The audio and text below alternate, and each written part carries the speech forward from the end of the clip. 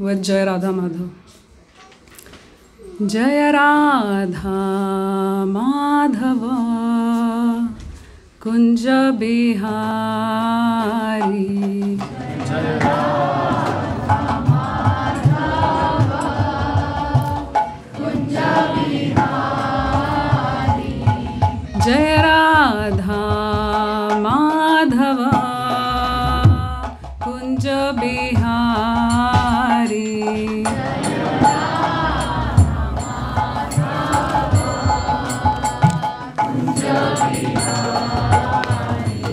Jaya Gopijana Vallabha Girivaradhari.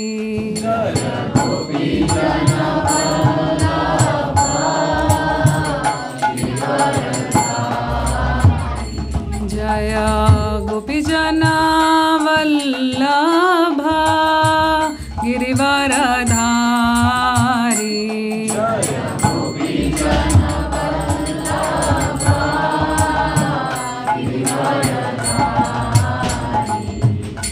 Yashodanandana Vraja Janaranjana.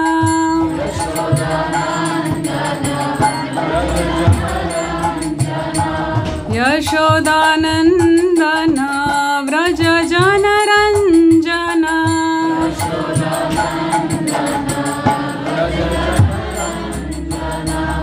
Yamuna Tira Vanachari.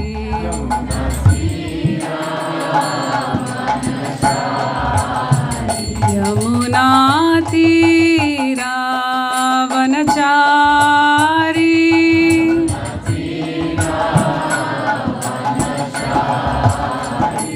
Jaya Radha Madhava Kunja Bihari.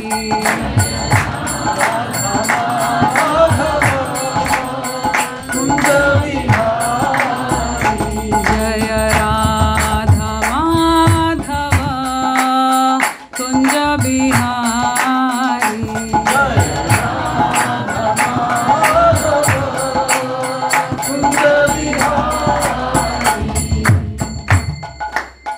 Om Ajnanatimirandhasya Jnananjanashalaakaya Chakshurunmilitam Yena Tasmai Shri Gurave Namaha. Shri Chaitanya Manobhishtam Sthapitam Yena Bhutale Swayam Rupa Kadamayam Dadati Swapadantikam. Vandeham Shri Guru Shri Yuta Padakamalam Shri Gurum Vaishnavamscha. Shri Rupam Sagrajatam Sahagana Raghunathanvitam Tam Sajivam Sadvaitam Savadhutam Parijana Sahitam Krishna Chaitanya Devam. Shri Radha Krishna Padan Sahagana Lalita Shri Vishakhamvitamsha. He Krishna Karuna Sindho Deenabandho Jagatpate Gopesha Gopika Kanta Radha Kanta Namostute. Tapta Kanchana Gaurangi Radhe Vrindavaneshwari. Vrishabhanu Sute Devi Pranamami Hari Priye. Vancha Kalpatarubhyasya Kripa Sindhubhya Cha Patitanam Pavanebhyo Vaishnavebhyo Namo Namaha. Jai Shri Krishna Chaitanya Prabhu Nityananda Shri Advaita Gadadhar Shri Vasadi Gaur Bhakta Vrinda. Namam Vishnupadaya Krishna Pristhaya Bhutale Srimate Kratudasadhikariti Namine. Namam Vishnupadaya Krishna Pristhaya Bhutale Srimate Bhaktivedanta Swaminiti Namine.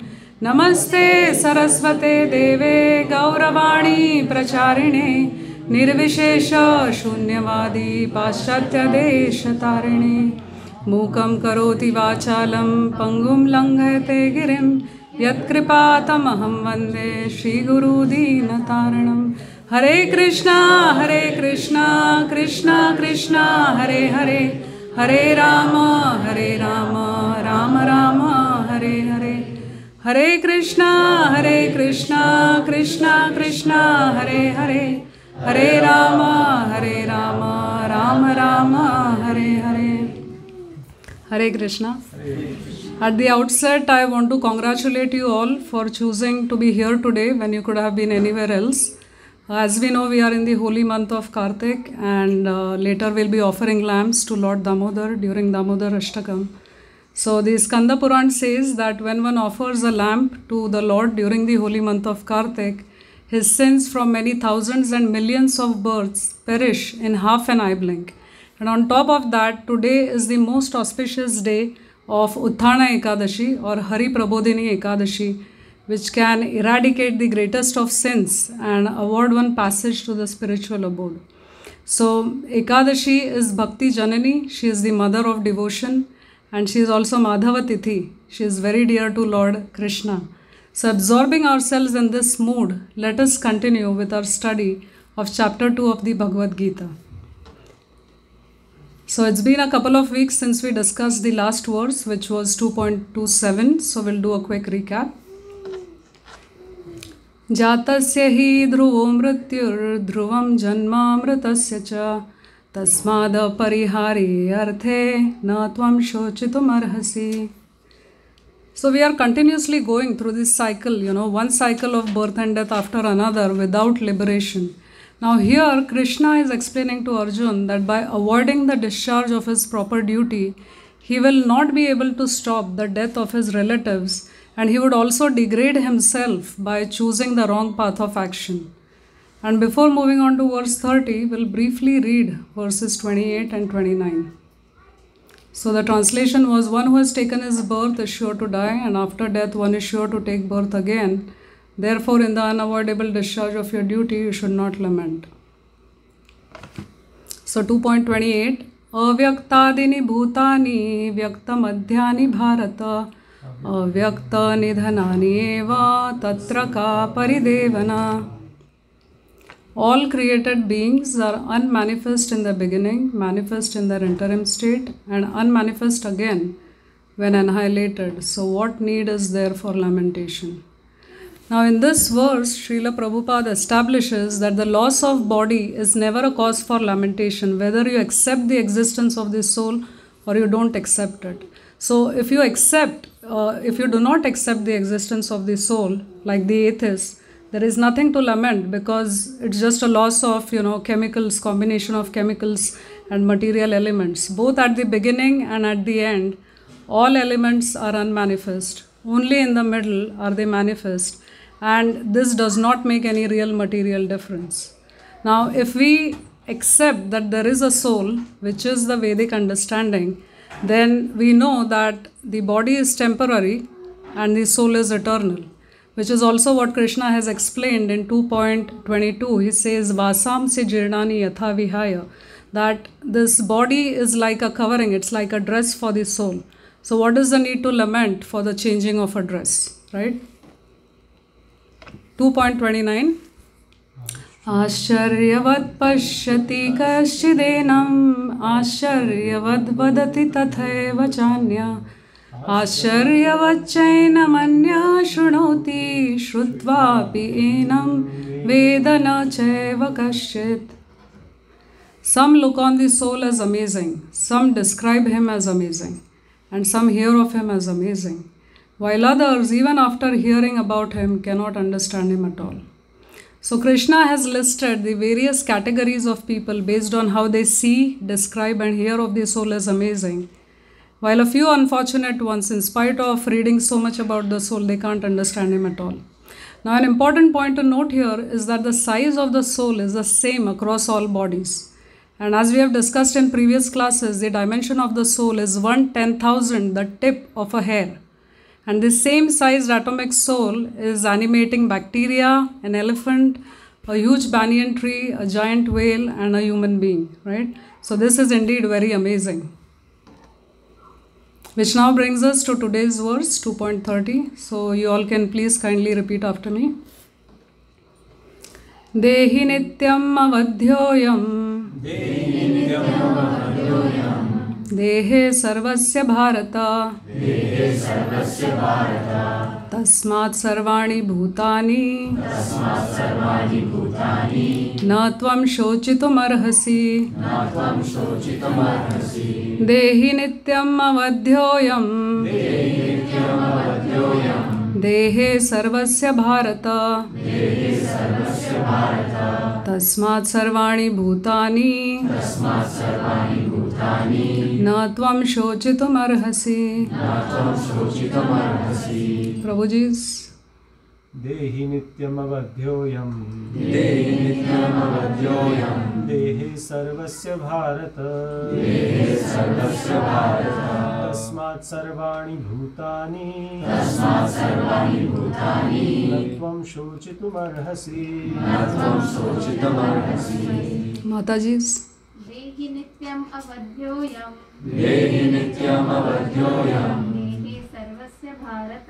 देहे सर्वस्य भारत तस्मात् सर्वाणि भूतानि न त्वं शोचितुमर्हसि synonyms you all can repeat after me. Dehi, the owner of the material body.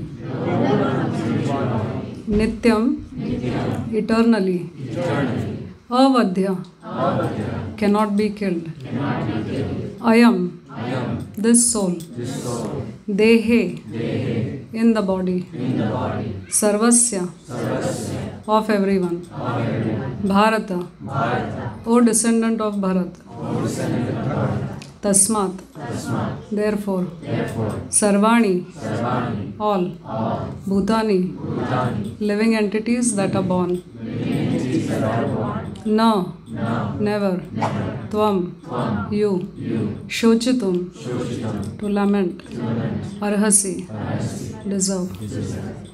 Translation: O descendant of Bharat, he who dwells in the body can never be slain. Therefore, you need not grieve for any living being. Purport by His Divine Grace, Srila Prabhupada ki Jai. The Lord now concludes the chapter of instruction on the immutable spirit soul. In describing the immortal soul in various ways, Lord Krishna establishes that the soul is immortal and the body is temporary. Therefore, Arjuna as a Kshatriya should not abandon his duty out of fear that his grandfather and teacher, Bhishma and Drona, will die in the battle.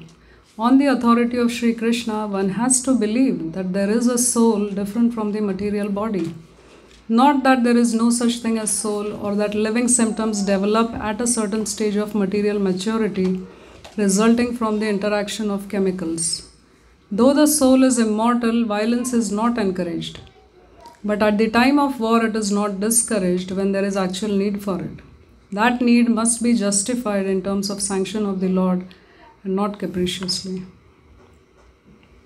So the purport begins with the conclusion that the soul is immortal and the body is temporary, which has been the main point in several verses that have been discussed so far. Now the body is going through changes all the time, right? The body goes through 6 changes. The body is born, it grows, it stays for some time, there are some byproducts, it deteriorates and finally it disappears. But the soul is eternal and it constantly stays the same. And knowing this, Arjun as a Kshatriya, he should perform his duty of fighting without being afraid that his relatives will be killed in the battle.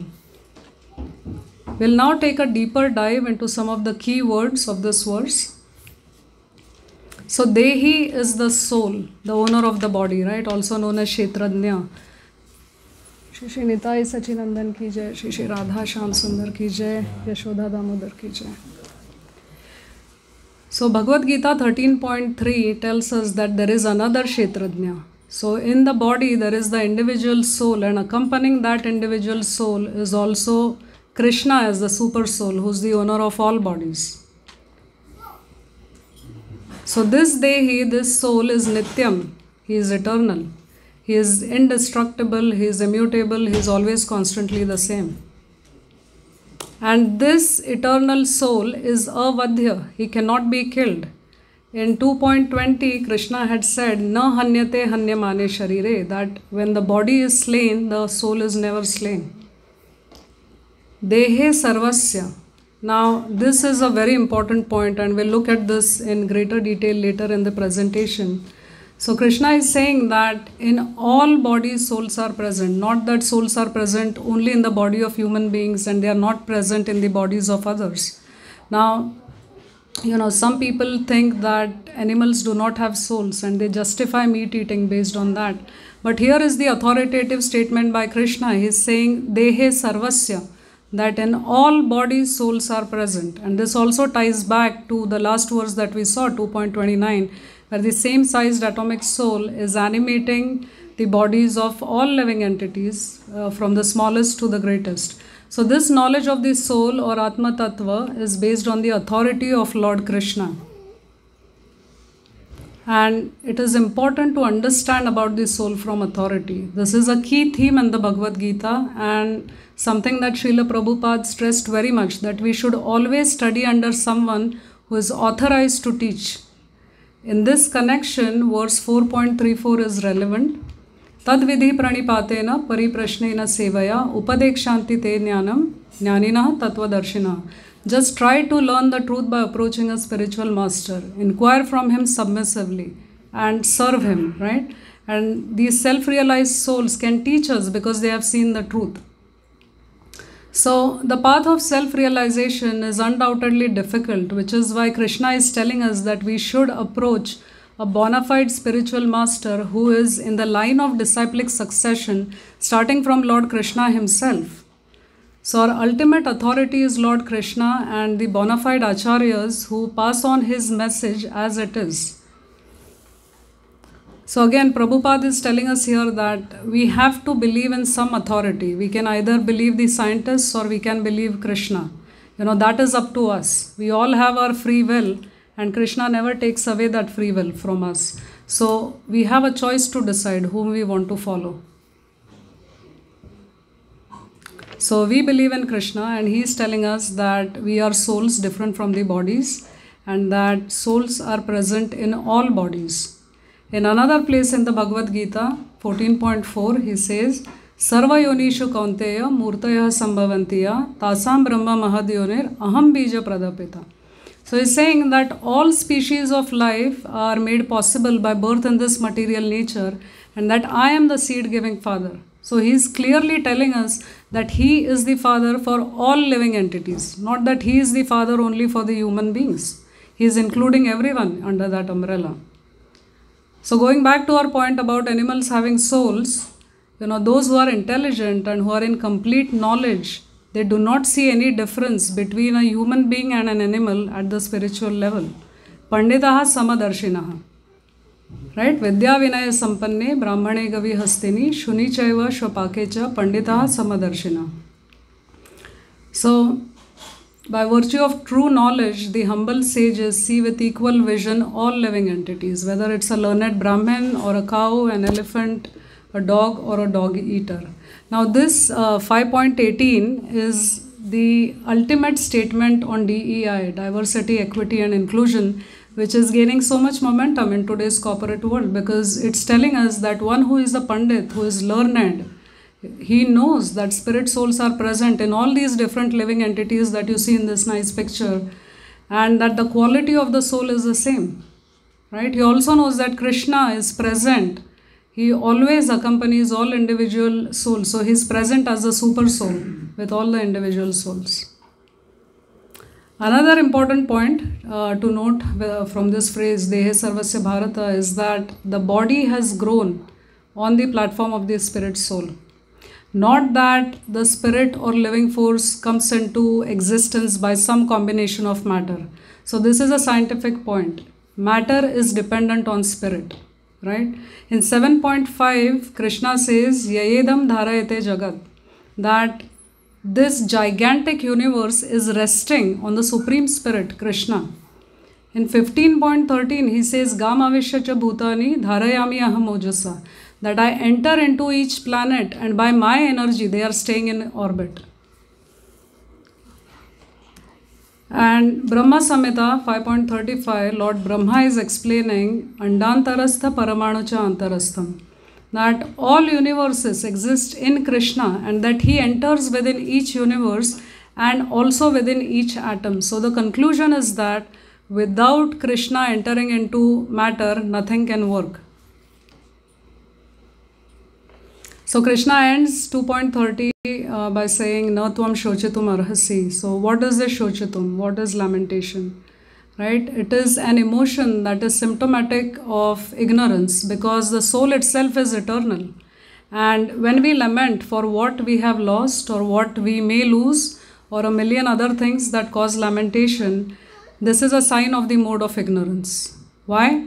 Because we don't really own anything. And that's the first instruction of Sri Ishopanishad. It tells us, Ishavasyam idam sarvam yat kincha jagatyam jagat tena tyaktena bhunjitha ma gridakasya svidhanam. Everything animate or inanimate that is within this universe is controlled and owned by the Lord. One should therefore accept only those things necessary for himself which are set aside as his quota. And one should not accept other things, knowing well to whom they belong. Right? So everything is owned by the Lord. So what do we separately own? What we think we own is just on loan. It's with us for a limited period of time. Right?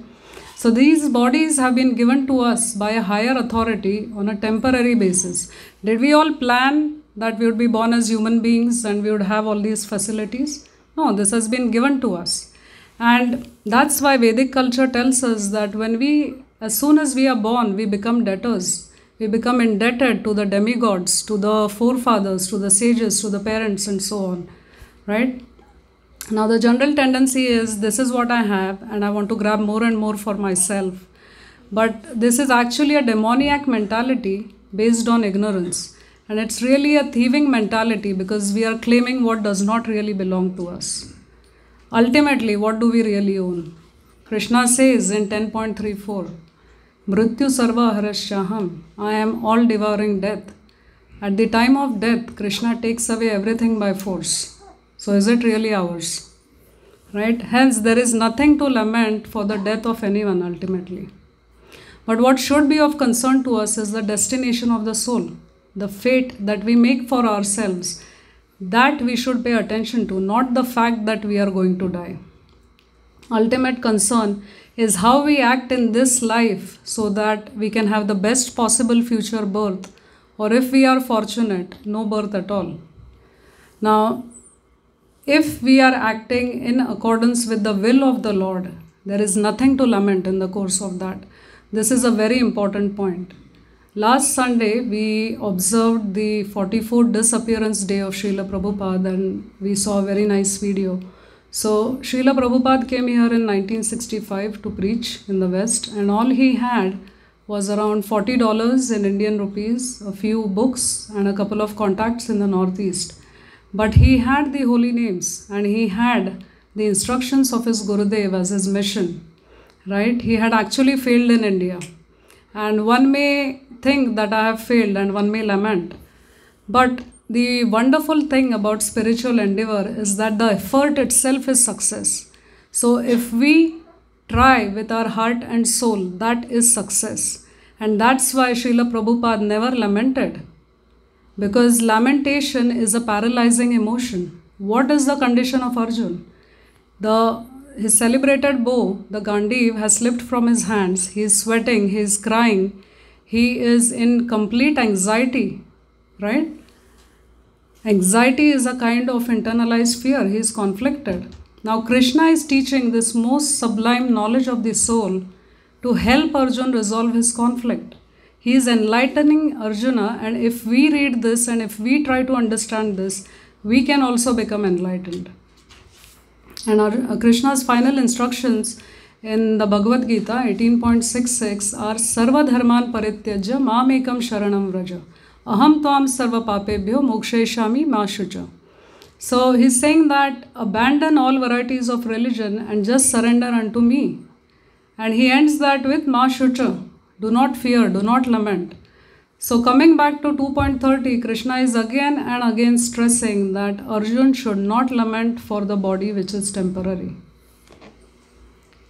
Which brings us to an interesting question, that if we know that the body is temporary and the soul is eternal, then is violence allowed? Sometimes people criticize the Bhagavad Gita. They say that Krishna is inciting war. He's encouraging Arjun to commit violence. But the answer is no. Violence is not allowed except for certain limited circumstances. Violence can be committed when it is permitted by the higher authority and under their guidance. For example, when a soldier is fighting in a war under the authority of the government, and if he kills an enemy soldier, he is not held responsible. In fact, he may win a bravery award for it. Or a surgeon who cuts open a body is committing violence, but that is required, right, to cure the patient. And similarly, a judge who awards capital punishment to a murderer is just following the law of the land. So the point is that violence cannot be committed whimsically. Violence based on need and under the guidance of superior authority is okay. Otherwise, violence cannot be committed, because when we commit violence, we are subjected to sin. And we must go through the resultant sufferings. I was just reading yesterday that karma never loses your address. So karma will find us and we'll have to suffer. So 2.30 is the last verse on the knowledge of the soul that Krishna has explained in chapter 2. And in this verse, Krishna concludes the Jnana section, which is from verse 2.11 to 2.30.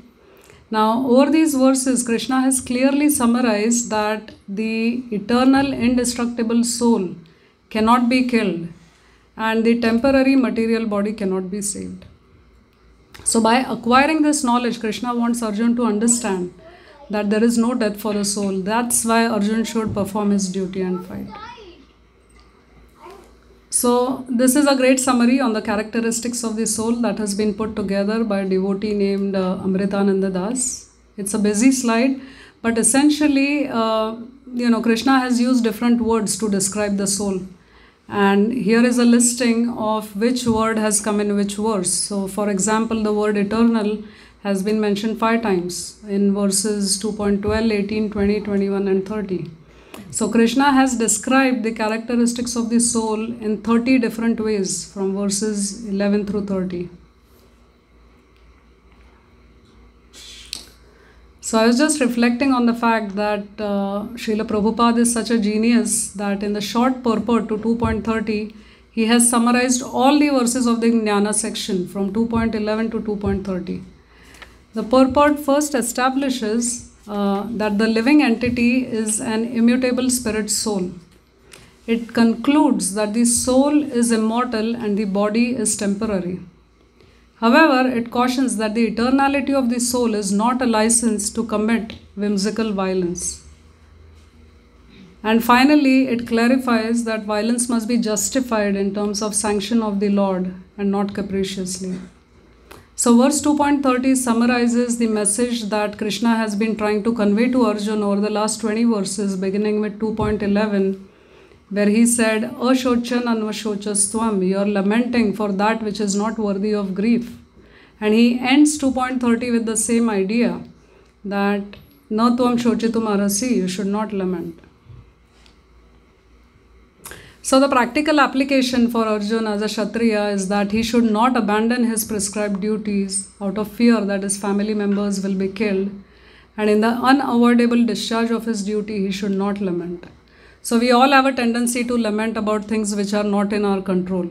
At one level this is natural, but if we internally resist and resent, then we may just burn ourselves, right? So when we accept it, we can then try to see that, okay, what is in my control and what can I do about it? So the Bhagavad Gita is not just offering a gloomy, pessimistic delineation of things that the body is temporary, the soul is eternal, that's just how things are accepted. No, the Bhagavad Gita is saying that yes, the body is temporary, but the emphasis is that the soul is eternal. And by using this knowledge that the soul is eternal, we can transcend bodily miseries And to do that, we need to stay firm on the path of dharma. Krishna is telling Arjun that grief will prevent him from sticking to the path of dharma. Hence, he should give up grief. Now, the shell may provide some security to the baby bird, inside the egg, but only when the baby bird cracks out of the shell does its real life begin. So similarly, the body provides some security to us, but the whole purpose of dharma is meant for us to break out of the shell of bodily conception. The essence of spirituality is to consciously raise ourselves from the material to the spiritual platform and to realize that we are eternal. And for this, Srila Prabhupada has given us the excellent opportunity to practice Bhakti Yoga. So the whole process of devotional service is meant to develop love for Krishna, which is confirmed in Srimad Bhagavatam 1.2.6. Savai pumsam paro dharmo yatho bhakti radhokshaje ahaituki apratihata yayatma suprasidhati. The supreme occupation, dharma, for all humanity is that by which men can attain to loving devotional service unto the transcendent Lord. Such devotional service must be unmotivated and uninterrupted to completely satisfy the self. So Adhokshaj is Lord Krishna because he is beyond our material senses. And our service to him has to be ahaituki, unmotivated, without any selfish desires. And it has to be apratihata, which is, it has to be constant. So when we serve Lord Krishna with love constantly without having any selfish motives, only then can we find true happiness, can we be completely satisfied. And this is the first class religious system which has been given to us by Srila Prabhupada through the institution of ISKCON, which is educating people to always think of Krishna, the Supreme Lord. And not just thinking of Krishna, but actually loving him. Because you cannot think of anyone unless you love him, right? So we should always think of Krishna, which is also one of his final instructions in the Bhagavad Gita. In 18.65, he says, Manmana bhavamad bhakto madhyaji mam namaskuru mamay vaishyasi satyam te pratijane priyosime. Always think of me, become my devotee, offer your homage unto me, worship me, and you will come to me without fail. I promise you this because you are my very dear friend. So this is not limited to Arjun, it is open to all of us. So any sincere soul, if we try to render loving devotional service to Krishna, Krishna will honor his promise and we can become very dear to Krishna. So to conclude, Srila Prabhupada has explained that the more we advance in Krishna consciousness, we'll simply see Krishna everywhere. A Mahabhagavat sees only Krishna in both the Sthavar and Jangam entities, so that is the non-moving and moving entities. Now Brahma Samhita says, 5.38, Lord Brahma is saying, Premanjana churita bhakti vilochanena Santa sadaiva hridayeshu vilokayanti Yamashama sundaram achintya guna swarupam Govindamadi purusham tamaham bhajami. The pure devotee whose eyes are anointed with the pulp of love, he sees Krishna sadaiva, always, right? But to understand Krishna, it requires a little better intelligence. In 7.19, Krishna says, Bahunam janmanam ante, jnanavan mam prapadyate, Vasudevaha sarvamiti sa mahatma sudurlabha. That after many births and deaths, one who is in true knowledge surrenders unto me, knowing me to be the cause of all causes and all that is.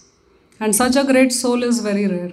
So after going through many births, one fortunate person can come to the realization, Vasudev, Krishna is everything.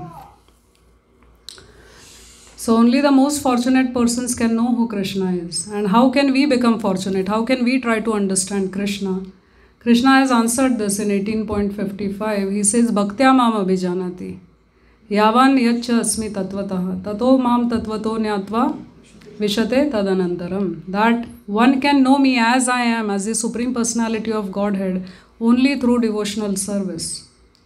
The Chaitanya Charitamrita declares that Brahmande Brahmite kon bhagyavan jeev Guru Krishna Prasade Pai Bhakti Lata Beej, that out of the many millions of wandering living entities, one who is very fortunate gets an opportunity to associate with a bona fide spiritual master by the grace of Krishna. And by the mercy of both Krishna and the spiritual master, one gets the seed to the creeper of devotional service. So we all, by great fortune, somehow, we have become a part of this Krishna consciousness movement, and we have received this seed of devotional service.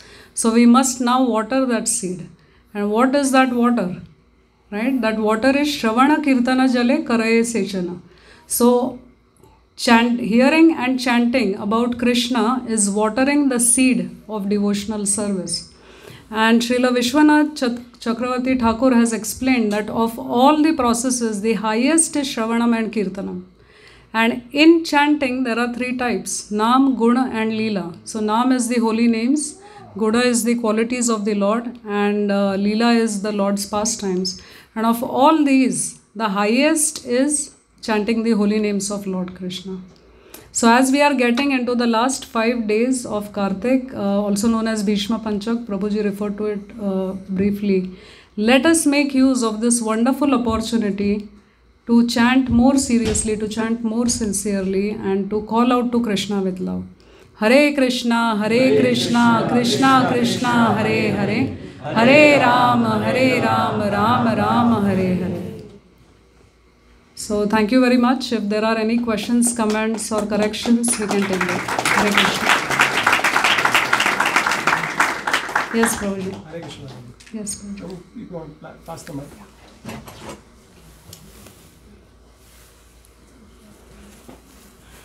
Thank you, Mataji. That was impeccable class. Very nice class. Thank you. So, I have a brief comment. I really like the analogy of that cracking of the shell of the bird. Yes. Because unless that bodily concept of life is removed from our consciousness, we cannot really make any spiritual advancement. And so that's a I really like that analogy. Thank you so much. Thank you, Prabhu. I have a technical question, but if time permits, we'll discuss. Otherwise, I'll try to answer, Prabhu. No, I'll ask. Let somebody else ask the question. Thank you, Prabhuji, for the encouragement.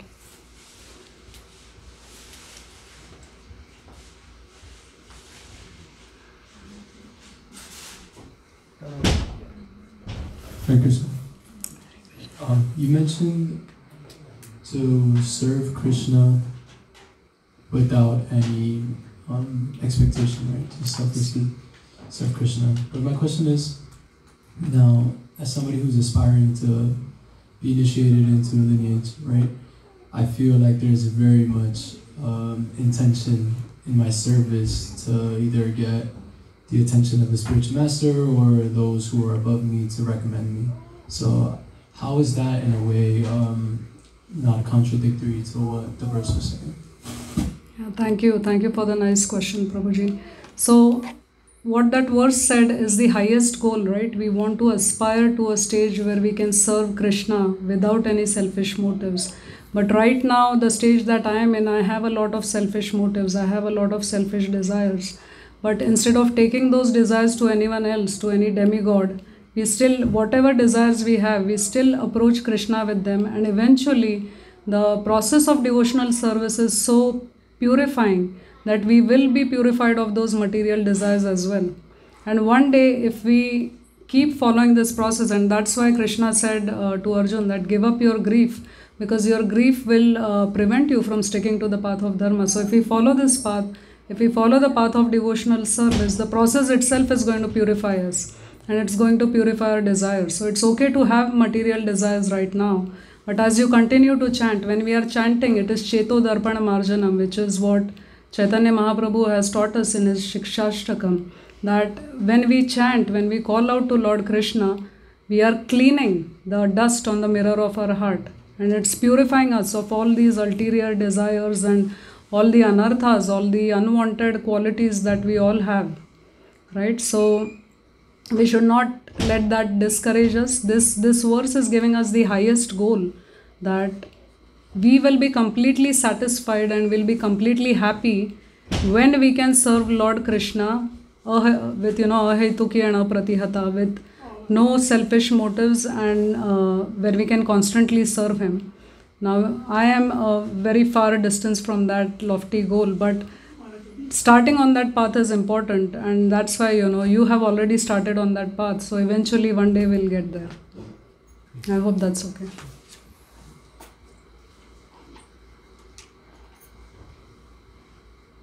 Any other questions or comments, reflections? Hare Krishna. My question is related to the violence under the authorities.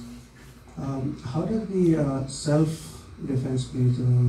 Because many times you might not be in a situation to take the order from your authority. Right? I mean, I understand the border people, they are already authorized to do that. But what happened in Bangladesh or what's happening around us, right?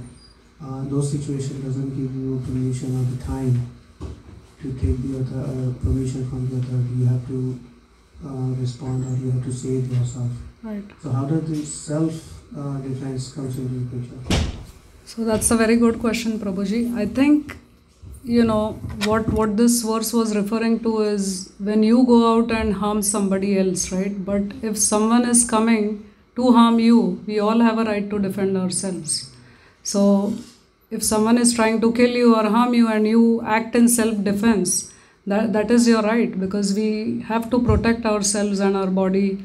So I would think that would be okay, but again, there are degrees, right? You don't, maybe you just break the leg of the person, you don't shoot him, something like that. So we should try to minimize it. It shouldn't be whimsical, that's the point.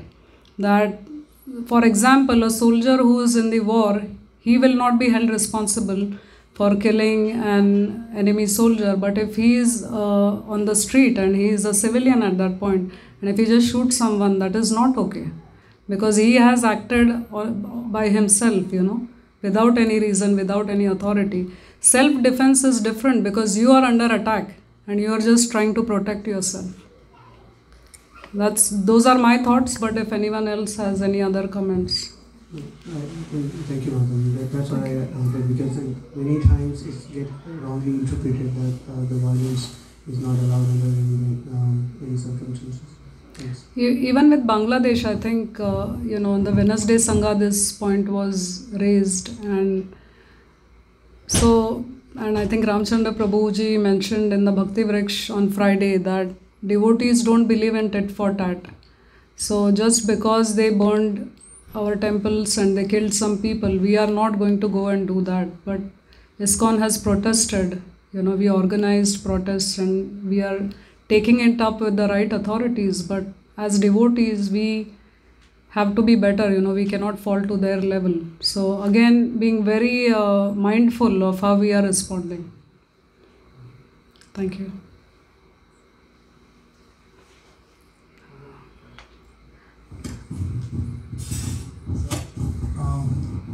Thank you, Mataji. Very wonderful class. This violence, it was all in my mind, for the last whole month, because the devotees were killed and actually killed so brutally. So, I have been kind of thinking and meditating on that a lot. So, like this unfortunate situation can come anytime in our life, right? When we say, I trust, when we say, okay, whatever Krishna does, I accept, we sing that last verse from Sikshastakam, that, whatever Krishna does, we'll take it. But how to really, correlate that in that spirit. So then I think, people took the video. People, how did that video come to us? I would say, why not everybody else went over there and did their base protest? Life is anyhow, it's gonna go. is there any way? Can I keep this body? Why would I would have a guts to take that video and I would not go and give my life? Every moment we have to be prepared. I mean, the death would come at any moment. Somebody just slipped and had a hemorrhage and left. So, of course, this has to be dealt with the I would say by all means. If these things is happening in front of you, give up your life. What's the big deal? I mean, I'm not criticizing, and I mean it's very easy to say after the sin. You know, if we are present on the sin, what we would have done. But now we have to prepare that also. That this prepares us in a way that I'm doing the devotional service. Doesn't mean I am the creator now. I make the destiny now. Things can happen anytime, anyway. Am I prepared to surrender? What my job is at that time? I'm gonna make full effort to save that life. And I mean, now in the other reference also, we all should be very much prepared that it can come anytime. Somebody comes in this here with the guns. What we're gonna do? At least we will allow them to kill out all of us, or few of us will go and I try to stop them. That can happen. So we definitely be proactive, and we need to learn to self-defense. That's the kind of, I would say, then somebody stabbing somebody 10 times, 20 times, and it is being video recorded, and how in a world that justifies me doing that? Please again, I'm not criticizing that, but I would say that in Bangladesh we have 14 million people who practice the Hinduism. You could have 100 people who could have given their life, but at least one of them would have been punished. They will remember not to do this again. That's what I would think, that they would think 10 times before attacking over here, that these people, we wouldn't come back safe either. If we go and dare to do that, we would not come back in one piece. Somebody would be willing to give up their life for the right cause. So that's what I am kind of saying, that violence, this is, you had a very nice violence is not, what was the title? Encouraged. Violence is never allowed. When you kill, that's never a violence. When you kill in self-defense, it's not a violence. Yes. It's actually you are stopping the violence. Yes. That's what it is. So I wanted to. Now there is one other slide that you shared very nicely, that we started with Shochitu. Asochan Anvasocastram and Natvam Shochitu Manasi. So the same concept actually goes at the end of Gita also. Krishna says Ma Sucha. Yes. It starts with lamenting, Yes. then at the end of this Sankhya Yoga, Krishna is saying that Natvam Sochitu Maharasi, and at the end of Gita is also saying that, okay, Ma Sucha, come to me. Thank you. Hare Krishna. Thank you so much, Prabhuji, for sharing that realization. I think, like you said, later on in retrospect, it's easier. And also, I think what happened in Bangladesh, it was a mob. And when a mob comes in, right, it's very difficult for one or two people to do anything. I don't know who was around or what the specific situation was. I would say we should keep all kinds of weapons for self-defense. It's absolutely allowed. If you have the weapons for self-defense, you are supposed to guard.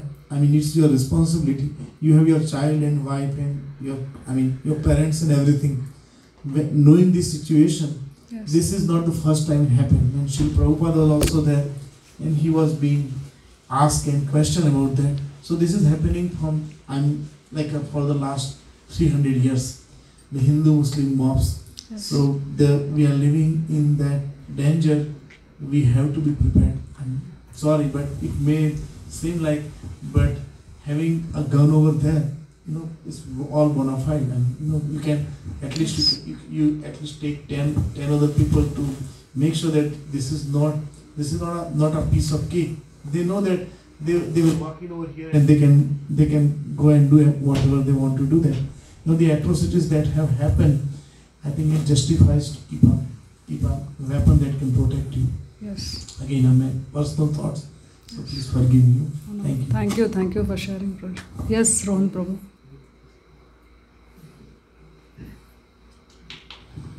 Thank you, Prabhuji. Mother, just to add it, I think if I look at the Vedic culture, again, I'm not very qualified to talk on that, but Vedic culture always had promoted the knowledge and then Kshatriyas and then business aspect and the Sudras was helping it. So what we are practicing right now is the knowledge part of it. But knowledge has to be always protected. There has to be a community which is protecting the knowledge. Otherwise, knowledge without the power, who is going to listen? And this is exactly what's happening around us, right? So every time, if I look at the community I belong to, Hinduism or the Vedic culture, we have been always there to help out the society, talk about something, don't do the violence. Even if something is happening, close our eyes and walk away. So that's a kind of growing we have been going through, and now we are facing this challenge, and it's going to increase more and more. So I don't know where, but somewhere it has to be like a topic of discussion that knowledge need a protection, and either these organizations or whoever come forward and talk about that section in every such organizations like ISKCON or any other, who is practicing this bhakti and who is practicing the trying to spread the knowledge of Krishna and the Vedic culture. So that's just Yes. my suggestion. So, very nice point, Prabhuji, and I think, that's why Srila Prabhupada said that Krishna consciousness must be given to the leaders of the society, right? Because the government is supposed to protect us, the administrators, they're supposed to protect us. So, we can be agents of change, and whoever we meet, Jare Dakho, Tare Kaho, Krishna Upadesh, so our colleagues, whoever we can touch, we should try to spread it. That is what Chaitanya Mahaprabhu wanted, because ultimately what is really lacking in this world is only Krishna consciousness. We have enough for everyone's needs, but not for everyone's greed, right? Thank you for sharing that. And I think Rohan Prabhu had a question in the back.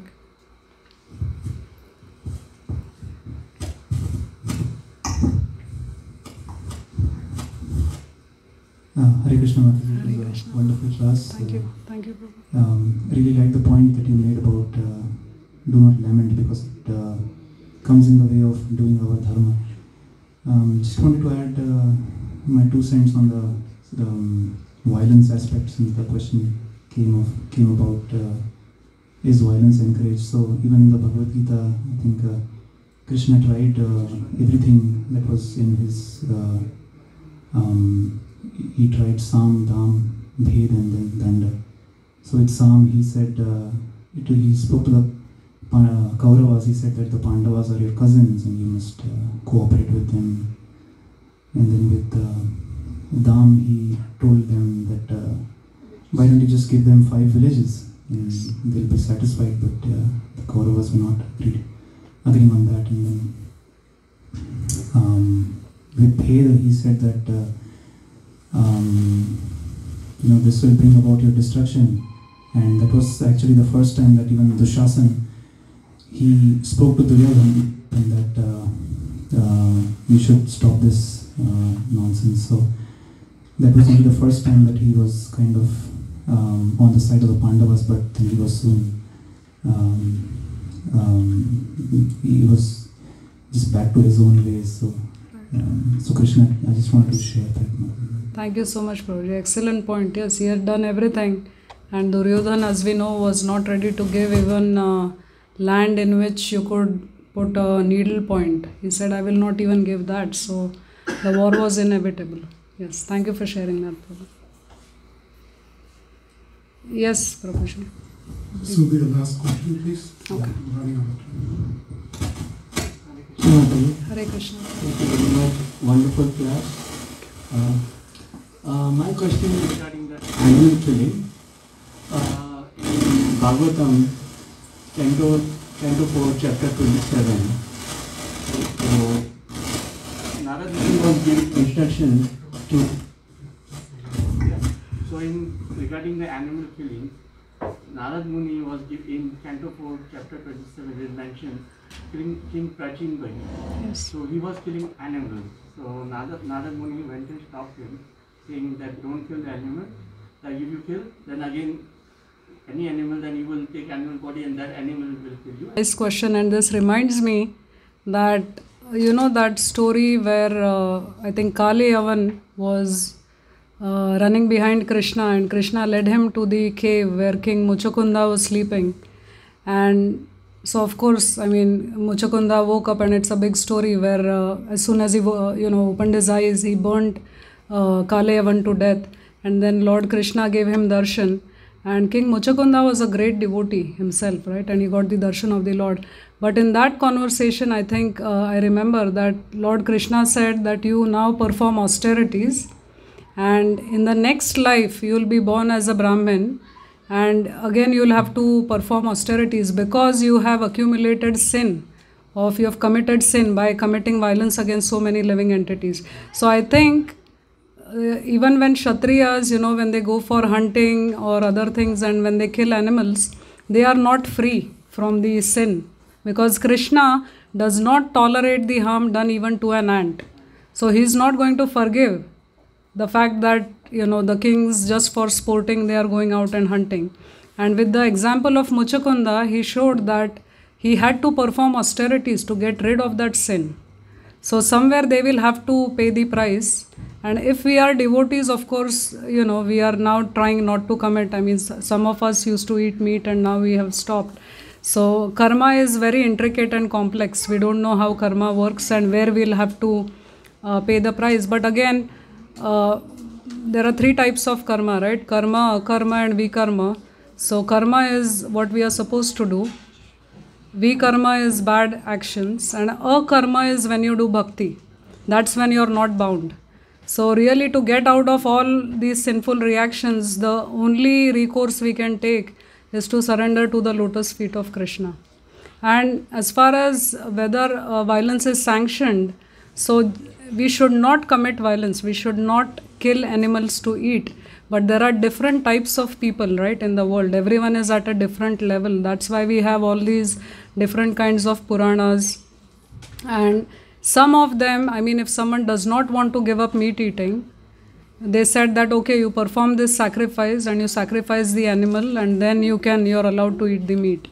And for that, that's not for Kali Yuga. That was in the previous yugas when the Brahmanas were so powerful that they could conduct the sacrifices, properly with the proper pronunciations and everything.